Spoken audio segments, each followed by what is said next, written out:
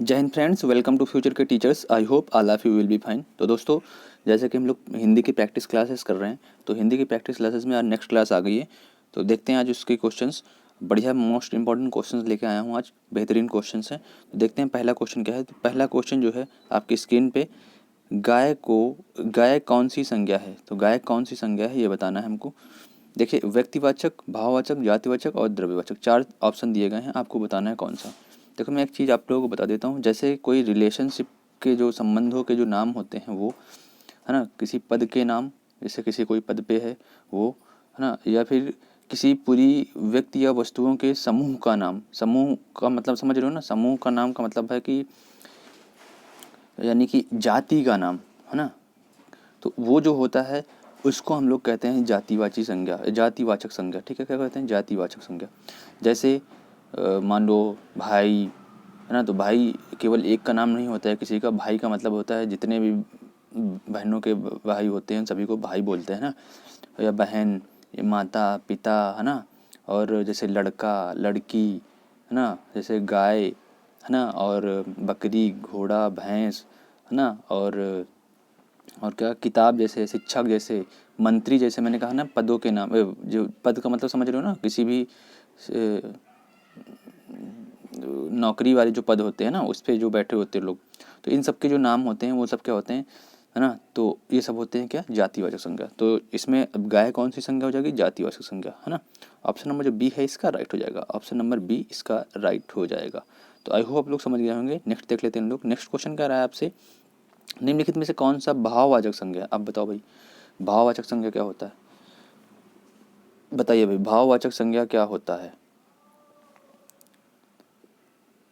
बताओ। भाववाचक संज्ञा, देखो जी, वो भाववाचक संज्ञा वो होती है जिसमें किसी के गुण धर्म या भाव का जो ज्ञान होता है ना, उसे क्या कहते हैं, क्या कहते हैं, भाववाचक संज्ञा कहते हैं, है ना। तो इसमें देखो, इसमें जो भारत है ये तो होगा नहीं, ठीक है, ये व्यक्तिवाचक हो जाएगा। लड़का वो जातिवाचक हो गया, पेड़ जातिवाचक हो जाएगा। मित्रता जो है वो भाववाचक है, क्योंकि ये क्या है, भाव की बात हो रही है, फीलिंग्स की बात हो रही है। मित्रता जो फीलिंग्स से होती है ना। एक चीज़ आप लोग समझ लीजिए, इसको भाव, गुण धर्म या भाव जो मैंने बोला, जो गुण धर्म जो होता है उसी को भाववाचक संज्ञा कहते हैं। तो गुण धर्म आप लोग इसको आसानी से और समझ सकते हैं, जैसे जो हम फील करते हैं जिसको, ठीक है, क्या करते हैं, जो हमें दिखता नहीं है केवल फील होता है, उसे हम लोग भाववाचक संज्ञा कहते हैं। जैसे मित्रता, ठीक है, मित्रता क्या है, मित्र दिखता है लेकिन मित्रता नहीं दिखती है, तो मित्रता फील की जाती है, ठीक है। तो ऑप्शन नंबर जो सी हो गया ये आपका क्या हो जाएगा, राइट हो जाएगा। नेक्स्ट देख लेते हैं हम लोग। कह रहा है सर्वनाम के कुल कितने भेद होते हैं। तो बताइए भाई, सर्वनाम के कुल कितने भेद होते हैं, बताइए। सर्वनाम के कुछ कितने भेद होते हैं, तो सर्वनाम के कुल 6 भेद होते हैं। कितने, 6 भेद होते हैं। ऑप्शन नंबर बी है इसका राइट हो जाएगा। कौन सा, ऑप्शन नंबर बी जो राइट हो जाएगा। जैसे पुरुषवाचक सर्वनाम, निश्चयवाचक सर्वनाम, निजवाचक सर्वनाम, संबंधवाचक सर्वनाम, है ना, और अनिश्चयवाचक सर्वनाम और प्रश्नवाचक सर्वनाम, ठीक है। तो आई होप आप लोग समझ गए होंगे। नेक्स्ट क्वेश्चन की ओर बढ़ते हैं हम लोग। नेक्स्ट क्वेश्चन कह रहा है कि मुझे किस प्रकार का सर्वनाम है। तो मुझे कौन सा सर्वनाम है ये आपको बताना है। मुझे, देखिए ये क्वेश्चंस मैं कई बार रिपीट करवा चुका हूँ प्रैक्टिस क्लासेस में, इस तरह के क्वेश्चंस, ठीक है। सर्वनाम काफ़ी पूछा जाता है ना। हाँ, तो मुझे किस प्रकार का सर्वनाम है ये बताना है आपको। मुझे, जी, मुझे किस प्रकार का सर्वनाम है। तो बिल्कुल सही बात है, मुझे जो है उत्तम पुरुष है। कौन सा, उत्तम पुरुष है। कौन सा, उत्तम पुरुष। ऑप्शन नंबर जो ए है इसका राइट हो जाएगा। ऑप्शन नंबर ए राइट हो जाएगा। देखो, जो बोलने वाला वक्ता होता है, जो बोलता है, जिसके द्वारा बात कही जाती है, वो क्या होता है हमेशा, वो उत्तम पुरुष होता है हमेशा। जैसे मैं, हम, है ना, मुझे, मेरा, मुझसे, मुझको, है ना, ये सब क्या होते हैं, ये उत्तम पुरुष होते हैं। जो बोलने वाला होता है, वक्ता जो होता है, वक्ता को हमेशा उत्तम पुरुष में रखते हैं, ठीक है। आई होप लोग समझ गए होंगे। ऑप्शन नंबर ए जो है इसका राइट हो जाएगा। नेक्स्ट क्वेश्चन कर बढ़ते हैं हम लोग। तो नेक्स्ट क्वेश्चन जो है क्या कह रहा है, गिलास में थोड़ा दूध है। गिलास में थोड़ा दूध है, क्या कर रहा है, थोड़ा दूध है। वाक्य में रेखांकित शब्द विशेषण किस भेद के अंतर्गत आएगा। तो जो रेखांकित यानी थोड़ा जो है ये किस भेद के अंतर्गत आएगा, ये थोड़ा, बताइए भाई। थोड़ा कौन सी भेद के अंतर्गत है, परिमाणवाचक होगा, संख्यावाचक होगा, संकेतवाचक होगा या गुणवाचक होगा, बताइए भाई। जी बिल्कुल सही हो जाएगा, आपका परिमाणवाचक होगा। ऑप्शन नंबर ए जो है राइट हो जाएगा, ऑप्शन नंबर ए परिमाणवाचक, ठीक है ना। परिमाणवाचक जैसे जो जो तुलनात्मक चीज़ होती है, जैसे शेर भर, तोला भर, थोड़ा पानी, है ना, कुछ पानी, थोड़ा पानी, कुछ चीज़, है ना, कोई भी चीज़, थोड़ी चीज़, तो ये सब जो ये नाप तौल वाली जो चीज़ें होती हैं, है ना, तो इनको हम लोग कहते हैं परिमाणवाचक, ठीक है। ये मैं पिछली भी क्लासेस में इस तरह के क्वेश्चन आए हैं जो मैं बता चुका हूँ, वहाँ पे एक्सप्लेन कर चुका हूँ, ठीक है, और ढंग से एक्सप्लेन कर चुका हूँ। जिन लोगों ने देखी हो तो पूरी पिछली क्लासेस भी देख लें, ठीक है। तो होप आप लोग समझ गए होंगे। नेक्स्ट क्वेश्चन की ओर बढ़ते हैं हम लोग। नेक्स्ट क्वेश्चन है, आपसे कह रहा है कि अभ्यास का विशेषण रूप है, अभ्यास का विशेषण रूप है, बताइए भाई अभ्यास का विशेषण रूप अभ्यासी होगा, क्या होगा, अभ्यासी होगा, ठीक है, अभ्यासी। तो अभ्यासी कौन सा नंबर, हाँ बिल्कुल बी नंबर, ठीक है, ऑप्शन नंबर बी जो है इसका राइट हो जाएगा, ऑप्शन नंबर बी अभ्यासी। अभ्यास का विशेषण क्या होता है, अभ्यासी होता है, ठीक है। आई होप आप लोग समझ गए होंगे। नेक्स्ट क्वेश्चन की ओर बढ़ते हैं हम लोग। नेक्स्ट क्वेश्चन कह रहा है कि हिंदी शब्दकोश में छा, है ना, छा समझ रहे हैं, छा से क्षत्रिय वाला, क्षत्रिय, तो क्षत्रिय वाला छा जो है का क्रम किस वर्ण के शब्द में आता है। तो भैया बताइए किस वर्ण के शब्द, किस वर्ण के बाद आता है, किस वर्ण के बाद आता है ना, हाँ किस वर्ण के बाद आता है ये बताना है हमको। तो बताइए भाई किस वर्ण के बाद आता है। जी ऑप्शन नंबर जो ए है, ए, ए का के बाद आता है, कौन से का के बाद, कैसे, देखो का, इसका जो संयुक्त शब्द होता है क्या होता है, का और प्लस सा, ठीक, ये होता है, ठीक, क्या होता है, का और सा।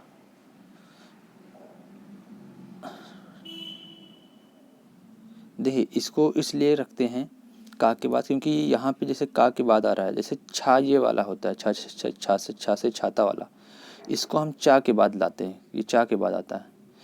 लेकिन ये छा जो है, ये वाला छा, ये का के बाद आता है। इसको हिंदी वर्णमाला में छा के बाद का के बाद रखा जाता है। किसके बाद रखा जाता है, ये बहुत मतभेद वाली बात है, याद रखिएगा इसको, क्योंकि बहुत लोग इसमें कन्फ्यूज हो जाते हैं ना, हाँ बहुत लोग कन्फ्यूज हो जाते हैं, तो इसको याद रखिएगा, है ना। त्रिशूल के बाद बहुत लोग का लगा देंगे, तो ऐसा नहीं है, इस का के बाद होता है, किसके बाद होता है, का के बाद आता है, ठीक है, इसको याद रखिएगा।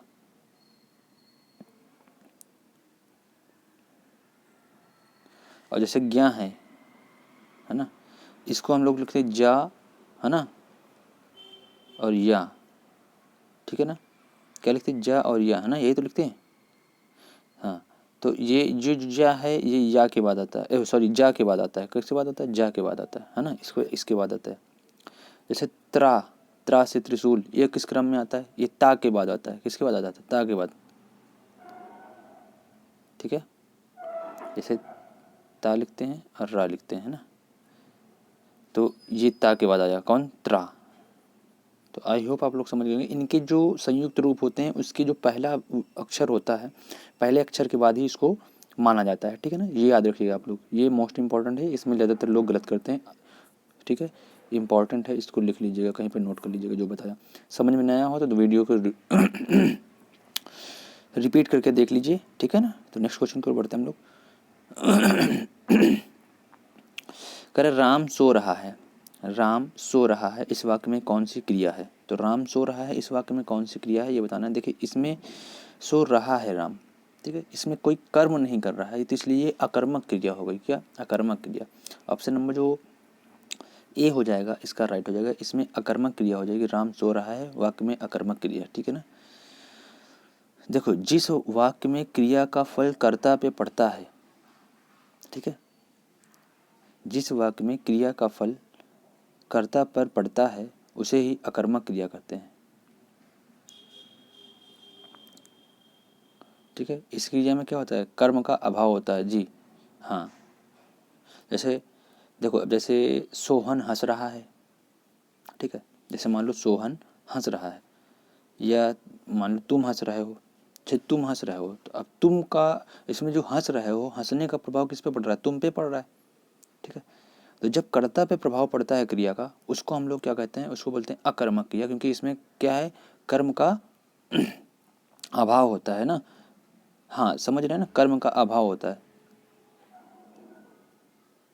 हाँ ठीक।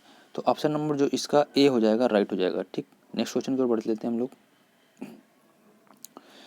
नेक्स्ट क्वेश्चन कह रहा है निम्नलिखित में से कौन में से किस वाक्य में अकर्मक क्रिया है। अब फिर बताना यहाँ पे किस में अकर्मक क्रिया है, बताओ भाई। पानी बरस रहा है, मैं गेहूँ पिसवाता हूँ। देखिए, श्याम निबंध लिखता है, राम मोहन को रुला रहा है।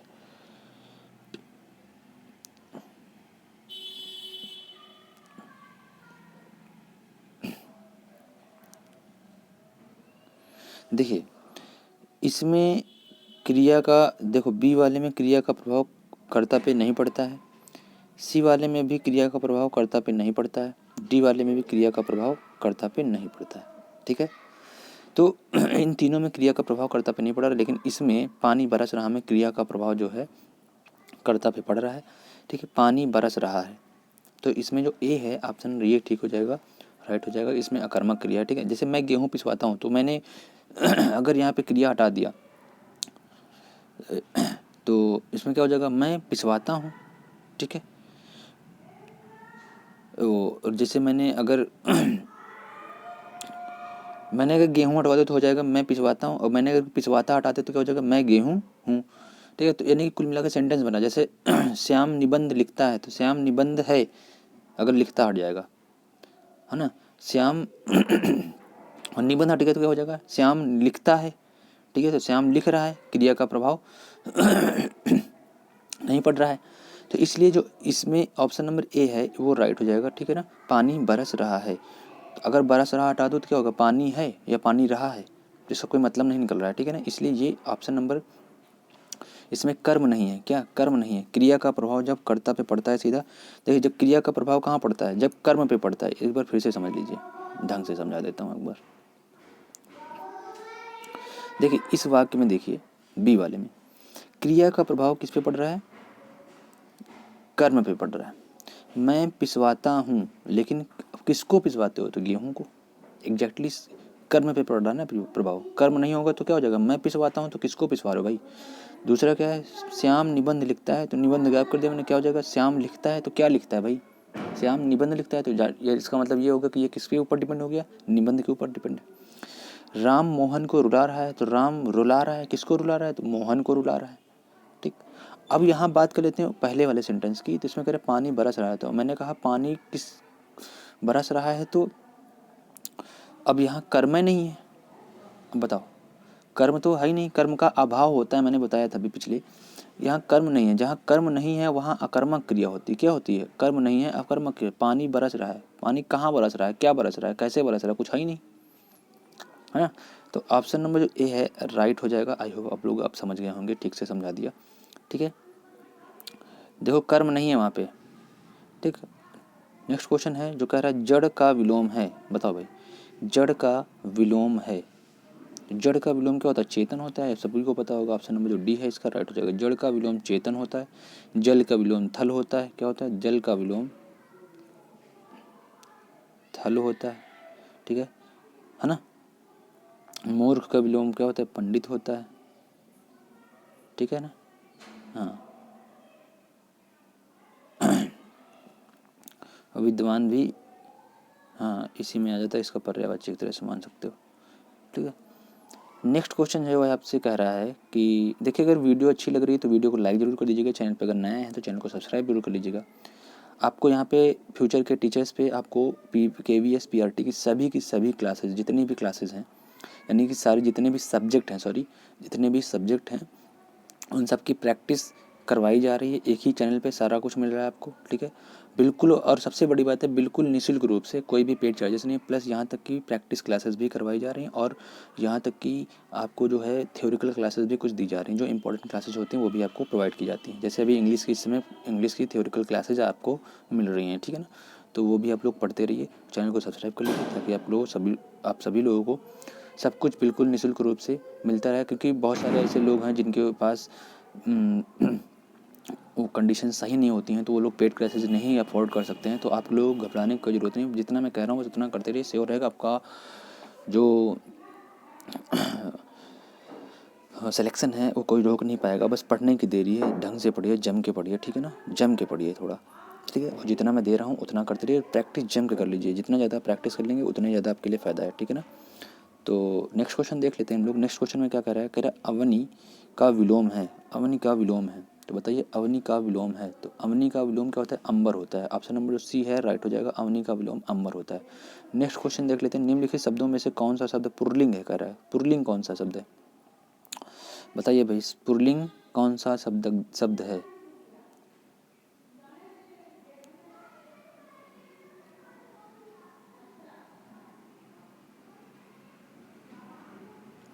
देखिए लज्जा की जाती है या आ जाती, सॉरी लज्जा होती है ना, लज्जा आती है। प्रार्थना की जाती है, घटना हो जाती है, घट जाती है। तो ये सब जाती हैं हो गया, तो इसका मतलब ये स्त्रीलिंग हो गई, है ना। संकल्प लिया जाता है, क्या होता है, संकल्प लिया जाता है, तो ये क्या हो गया, जाता है, पुल्लिंग हो गया। ठीक है, ऑप्शन नंबर ए जो है इसका राइट हो जाएगा। आई होप आप लोग समझ गए होंगे। फिर कह रहे हैं निम्नलिखित में से पुल्लिंग शब्द कौन सा है, फिर पुल्लिंग फिर बताना है इसमें, बताओ। दया आती है ना, बताओ बताओ बताओ बताओ बताओ। इसमें देखो दया दिखाई जाती है या आती है, प्रार्थना की जाती है, ऊपर वाली चीज़ हो गई। वायु, वायु क्या है, वायु भी स्त्रीलिंग में रखी जाती है, वायु चलती है ना, हवा चलती है जैसे। नेत्र, नेत्र पुल्लिंग शब्द होता है, क्या नेत्र पुल्लिंग शब्द होता है। ठीक है, नेत्रों से क्या होता है, दिखता है, दिखती नहीं है, दिखता है ना। तो ऑप्शन नंबर जो डी है इसका राइट हो जाएगा। ठीक है, नेक्स्ट क्वेश्चन देख लेते हैं हम लोग। नेक्स्ट क्वेश्चन कह रहा है आपसे, निम्नलिखित में से कौन सा शब्द दोनों वचनों में समान रहता है, दोनों वचनों में समान रहता है, यानी एक वचन और बहुवचन में समान रहता है। देखिए ये थोड़ा समझ लीजिएगा इसको। देखो कथा जो होती है, कथा, तो कथा का बहुवचन हो जाता है कथाएं। लता जो होती है, लता, लता का बहुवचन हो जाता है लताएं। ठीक है, कुटी का क्या होता है, कुटी का, कुटी का यार क्या होता है, कुटियाँ, है ना। सरसों का क्या होता है, देखो सरसों का सरसों ही रहता है। ऑप्शन नंबर जो बी है इसका राइट हो जाएगा। सरसों का सरसों ही रहता है, बहुवचन में भी सरसों और एक वचन में भी सरसों। ठीक है, तो ऑप्शन नंबर ए बी आपका राइट हो जाएगा। आई होप आप लोग समझ गए होंगे। नेक्स्ट क्वेश्चन कर बढ़ लेते हैं। वधु का बहुवचन बताइए, वधु का बहुवचन बताइए। तो वधु का बहुवचन क्या होगा, वधुएं, वधुएं, वधुओं या वधुएं या वधुए, वधुएं। तो ऑप्शन नंबर जो सी है आपका राइट हो जाएगा, वधुएं। क्या, ऑप्शन नंबर सी वधुएं। छोटा ऊ की मात्रा लगेगी, बड़ा ऊपर वाले में देखो बड़ा ऊ की मात्रा लगी हुई है ए में, तो छोटा ऊ की जो मात्रा वाली है वो सही हो जाएगी। ऑप्शन नंबर ए इसका राइट हो जाएगा। ठीक है, आई होप आप लोग समझ रहे होंगे। समझ रहे हैं तो वीडियो को लाइक जरूर कर दीजिएगा, चैनल पर नया है तो चैनल को सब्सक्राइब जरूर कर लीजिएगा। नेक्स्ट देख लेते हैं हम लोग। अरे वधु का बहुवचन बताओ, अरे ये तो वही वाला है ना, वो दोबारा रिपीट हो गया, सी इसका राइट हो जाएगा। तो नेक्स्ट देख लेते हैं हम लोग। कह रहा है उत्कृष्ट, उत्कृष्ट, उत्कृष्ट का क्या बताना है इसमें, उत्कृष्ट का क्या बताना है भाई,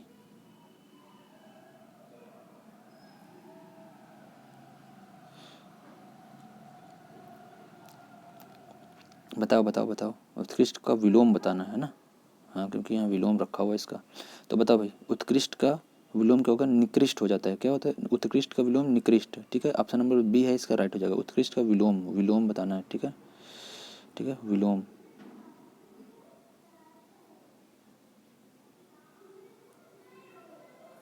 ठीक है, तो दूसरा देख लेते हैं। निम्नलिखित में से कौन सा शब्द मछली का पर्याय है, तो पर्यायवाची, मछली का पर्यायवाची बताना है। बताइए मछली का पर्यायवाची कौन सा हो जाता है, तो झस हो जाता है, झस। मछली का पर्याय होता है झस। ठीक है, झस शब्द मछली का पर्याय होता है, और इसके अलावा मीन होता है, सफरी होता है, जलजीव होता है, मत्स्य होता है। ठीक है ना, ये सब मछली के पर्याय होते हैं। झस जो है ये बड़ा आप लोग पहली बार सुन रहे होंगे, इसको याद रखिएगा। झस जो है ये मछली का पर्यायवाची होता है। तो नेक्स्ट क्वेश्चन देख लेते हैं हम लोग।